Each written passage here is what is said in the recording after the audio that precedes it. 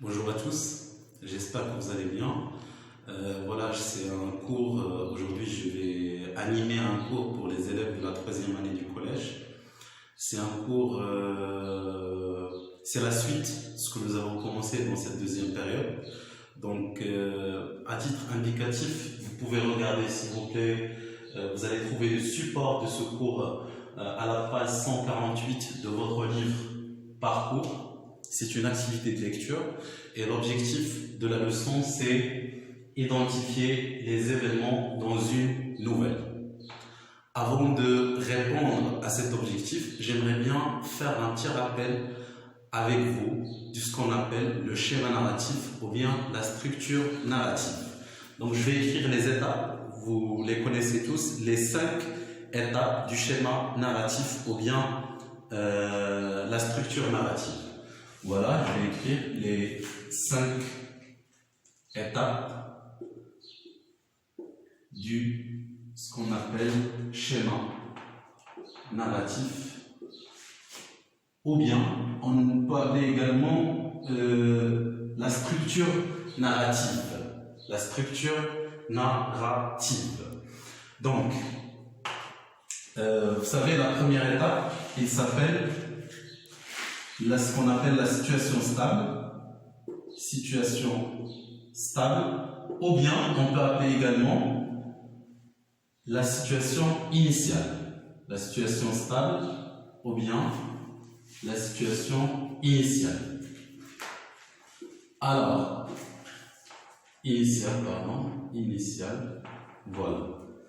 Alors, pour cette étape, nous avons vu tous que la situation stable, ou bien la situation initiale se caractérise surtout par l'équilibre.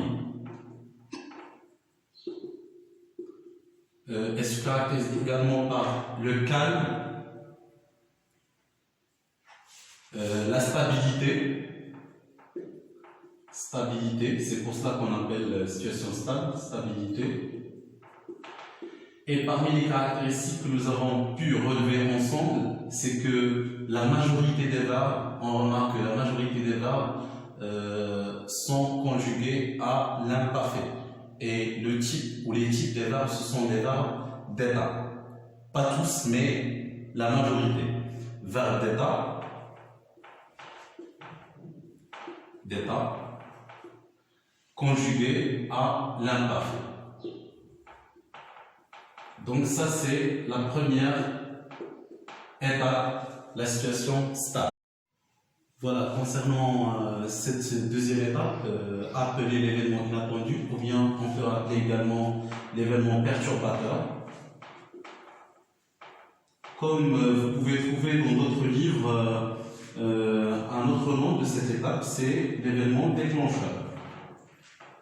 Alors, l'événement déclencheur, perturbateur ou bien inattendu est caractérisé, comme son nom l'indique, il perturbe, il déclenche ou il indique une action inattendue, une action imprévue, caractérisée par une action soudaine. Action soudaine. Parfois, ou c'est pas toujours, vous pouvez trouver cette étape qui commence par soudain, brusquement, un jour, tout à coup. Cette expression, cette expression indique qu'il y a un changement de cette stabilité, c'est-à-dire qu'il y a une action soudaine ou bien un événement soudain qui vient pour rompre ou pour bouleverser l'équilibre, le calme et la stabilité déjà vue dans la situation stable. Voilà, maintenant on arrive à notre objectif, les événements. Alors, la troisième étape appelée les événements ou bien les péripéties. Les péripéties. Alors, pour les péripéties ou les événements, comme vous pouvez remarquer, sont au pluriel, c'est-à-dire c'est l'ensemble des événements, des actions, des problèmes vécus par le personnage principal ou bien les personnages principaux, d'accord, et sont en quelque sorte les conséquences ou bien les résultats de cette étape, l'événement inattendu. C'est-à-dire, après ce problème, il y aura des résultats, des conséquences, ce sont les événements, et ce sont des épreuves, ce sont des rencontres, ce sont des problèmes rencontrés par le personnage principal, et ce dernier, il va faire des actions, il va faire de son mieux pour retrouver l'équilibre, ou bien pour retrouver, bien sûr, pour passer à la quatrième étape du récit, ce qu'on appelle la solution. La solution, ou bien la résolution du problème. La résolution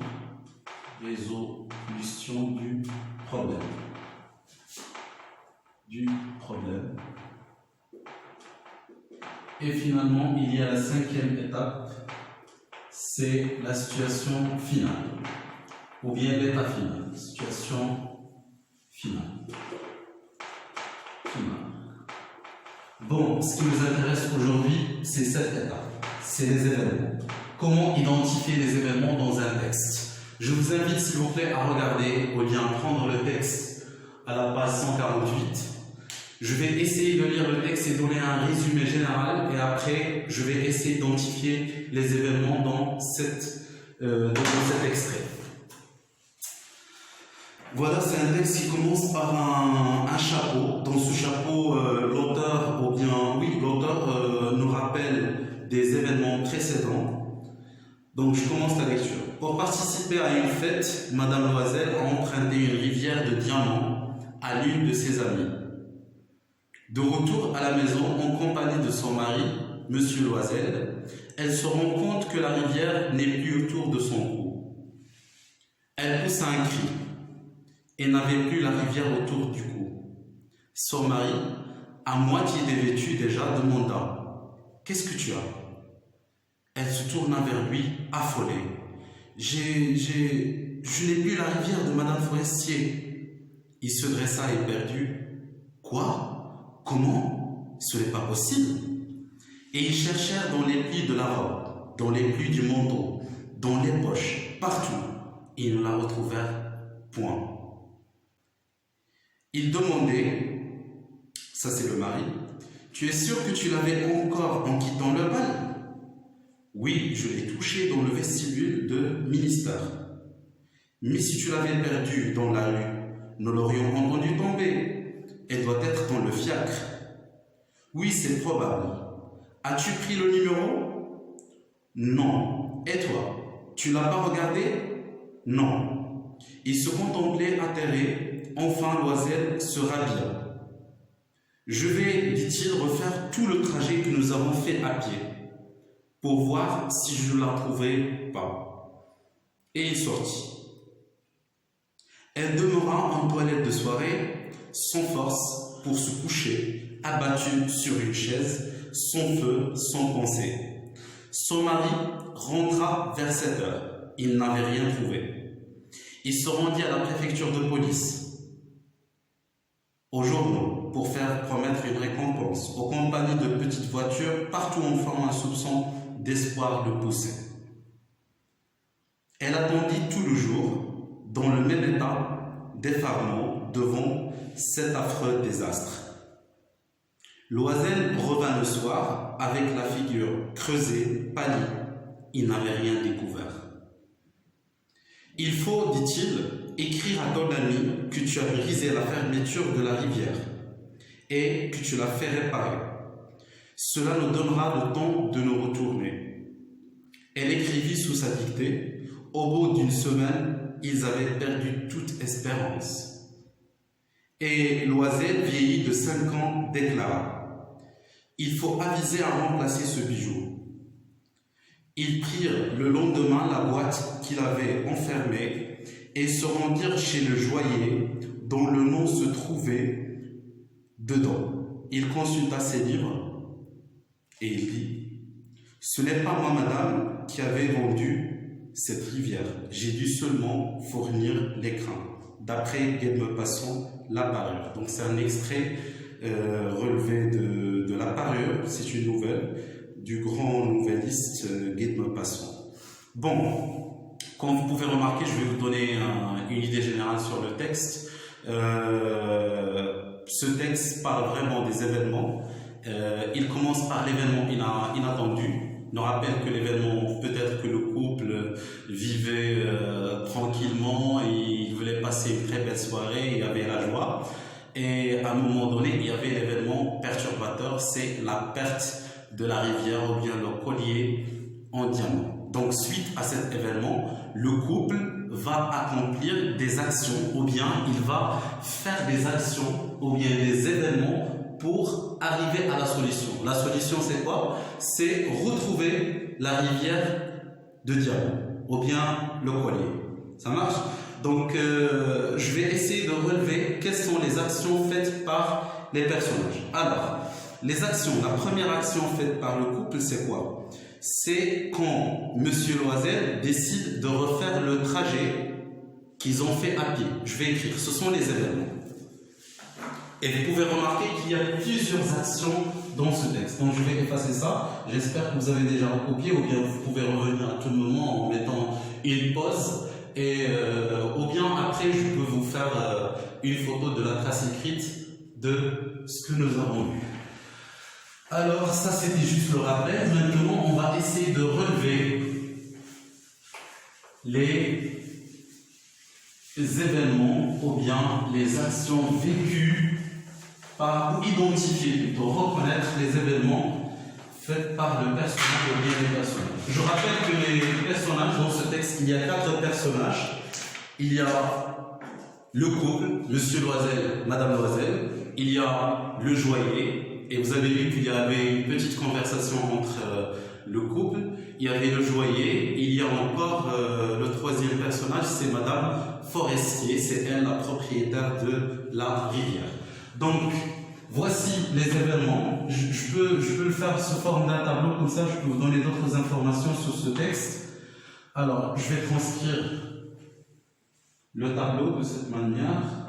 Donc, je pense que dans la première ligne, on va écrire les noms de personnages. Deuxième ligne, l'objet perdu. Troisième ligne, à quelle occasion.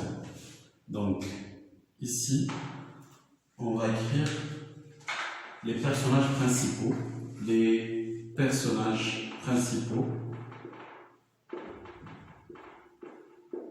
dans le texte.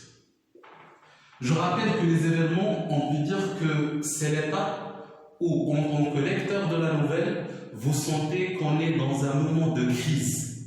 Et vous savez ce que veut dire une crise. C'est-à-dire, on sent qu'il n'y a pas une solution. C'est vraiment les événements s'aggravent, la situation s'aggrave et du coup, il y a un grand problème. Donc, les personnages principaux, après l'objet perdu, ensuite l'occasion. Et finalement, c'est ça ce qui nous intéresse, c'est l'objectif de notre leçon, c'est les événements, ou bien je vais écrire le synonyme, comme ça vous êtes bien armé devant n'importe quel texte, devant n'importe quel vocabulaire. Donc, alors, les événements ou bien les péripéties. Péripéties. Pourquoi ces événements? C'est-à-dire quelles sont les actions faites par le personnage pour un seul objectif? L'objectif, c'est retrouver ou bien récupérer, retrouver la rivière. En l'occurrence, bien sûr, la rivière. Alors, les personnages, nous avons dit tout à l'heure, sont les 4. C'est Monsieur et Madame Loisel, c'est le couple. Madame Loisel. Nous avons Madame Forestier. Et nous avons le joaillier. Le joaillier, ce sont les 4 personnages principaux dans ce texte. Le joaillier. Alors, pour l'occasion, c'est une fête. L'occasion à laquelle on assiste c'est Monsieur Loisel et Madame Loisel. Et maintenant, on va essayer de relever quelles sont les actions faites par les personnages après la perte de la rivière. La première chose, c'est que vous allez trouver dans le texte, je vais, dit-il, refaire tout le trajet que nous avons fait à pied. Ça, c'est le premier événement. Donc, Monsieur Loisel refait tout le trajet fait à pied.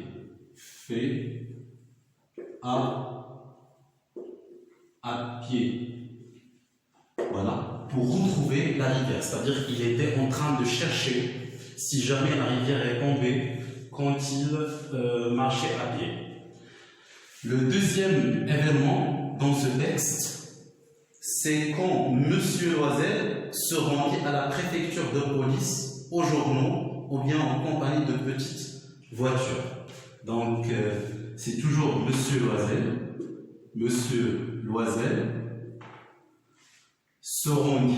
se rendre ici, ça signifie le verbe aller, va à la préfecture de police, à la préfecture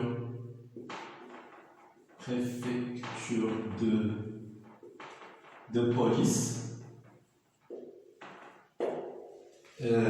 virgule, aux journaux, c'est-à-dire il va également aux journaux pour promettre une récompense, aux journaux.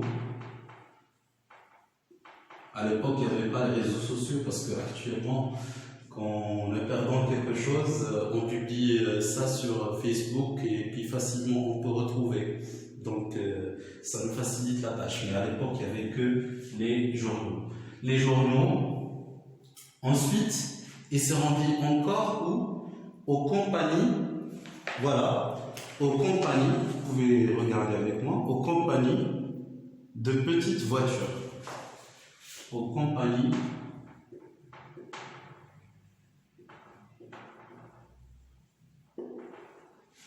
de petites voitures. Voilà, point. C'est les lieux où Monsieur Loisel est allé chercher la rivière ou bien annoncer ou bien déclarer la perte de ce collier. Le troisième événement, c'est quand Monsieur Loisel a demandé à sa femme d'écrire une lettre à la propriétaire de la rivière, c'est-à-dire Madame Forestier. Donc, Monsieur Loisel décide, ou bien le couple plutôt, parce que c'est lui qui va décider, c'est sa femme qui va écrire la lettre. Donc on va écrire le couple, c'est-à-dire les Loisel, on va dire, on peut dire les Loisel, comme on dit par exemple lorsqu'on a plusieurs personnes qui ont le même nom, par exemple une famille nommée Alami, on peut dire les Alami, on peut dire les Loisel, c'est-à-dire Monsieur et Madame Loisel. Les Loisel décident